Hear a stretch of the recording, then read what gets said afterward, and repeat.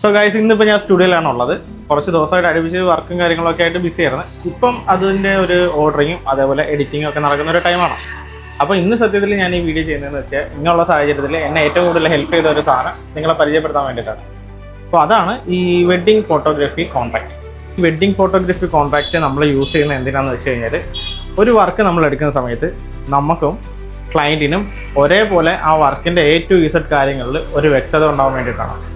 ഏത് രീതിയിലുള്ള പാക്കേജാണ് നമ്മൾ സെലക്ട് ചെയ്യുന്നത്, അതിനകത്ത് എന്തൊക്കെ ആണ് ഇൻക്ലൂഡഡ് ആയിട്ട് വരുന്നത്, ഏതൊക്കെ ടൈമിലാണ് നമുക്ക് വർക്ക് സ്റ്റാർട്ട് ചെയ്യുന്നത്, സേവ് ദ റേറ്റ്, അങ്ങനെയുള്ള എല്ലാ കാര്യങ്ങളും ഇതിനകത്ത് വരുന്നുണ്ട്. അത് ഒറ്റയടിക്ക് തന്നെ നമുക്ക് പേയ്മെൻറ്റ് തരാൻ ഭയങ്കര ഒരു പാടായിട്ടുള്ള സാഹചര്യം ഉള്ള ആൾക്കാരുണ്ട്.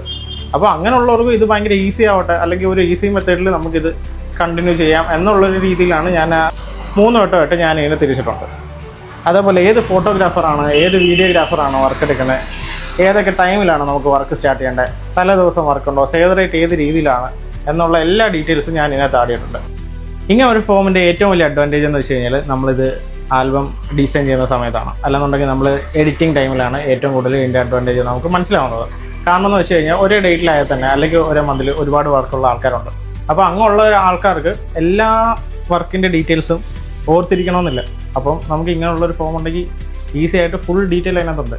നമുക്ക് ജസ്റ്റ് അതൊന്ന് ചെക്ക് ചെയ്ത് കഴിഞ്ഞാൽ തന്നെ അറിയാം. അപ്പോൾ ആ ഒരു ലിസ്റ്റ് അനുസരിച്ചിട്ട് നമുക്ക് ഇവർക്ക് ഔട്ടിറക്കി കൊടുത്താൽ മതി. ഓർഡർ ബൈ ഓർഡർ ആയിട്ട് നമുക്ക് ഔട്ടിറക്കാം. ഭയങ്കര ഈസി ആയിരിക്കും.